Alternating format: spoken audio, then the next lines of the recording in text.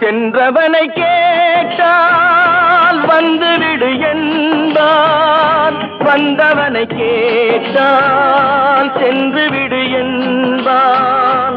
சென்றவனை கேட்டால் வந்துவிடு என்பான், வந்தவனை கேட்டால் சென்று விடு என்பான், சென்று விடு என்பான்.